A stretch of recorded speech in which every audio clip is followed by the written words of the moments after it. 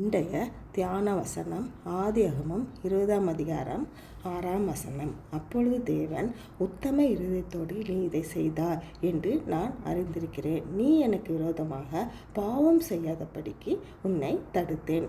ஆகையால் நீ அவளை தொட நான் உனக்கு இடம் கொடுக்கவில்லை. ஆபிரகாம் தன் மனைவியை சகோதரி என்று சொன்னான். அதே போல் சாராளும் நான் ஆபிரகாமின் சகோதரி என்று சொன்னாள். உத்தம இருதயத்தோடும் சுத்தமான கைகளோடும் இதை செய்தேன் என்று அபிமெலேக்கு சொன்னான். அப்பொழுது தேவன், உத்தம இருதயத்தோடு நீ இதை செய்தாய் என்று நான் அறிந்திருக்கிறேன். நீ எனக்கு விரோதமாக பாவம் செய்யாதபடிக்கு உன்னை தடுத்தேன். நீ அவளை தொட நான் உனக்கு இடம் கொடுக்கவில்லை. அபிமெலேக்கு தெய்வ பயம் உடையவராக இருந்தார். பாவத்திற்கு விலகி இருந்தார். கர்த்தரிடம் அபிமெலேக்கு சொன்னது, அந்த ஸ்திரீ இன்னொருடைய மனைவி என்று தெரிந்தவுடன் மிகவும் பயம் ஏற்பட்டது. தனது வழியில் உத்தமமாய் இருந்தார். அதனால் கர்த்தர் அவன் பாவம் செய்யாதபடி தடுத்து விட்டார்.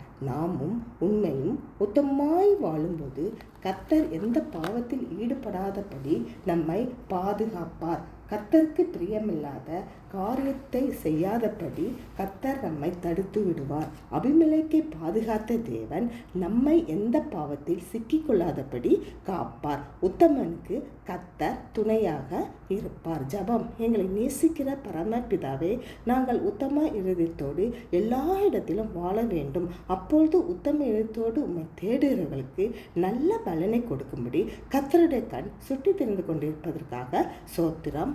ஆமென்.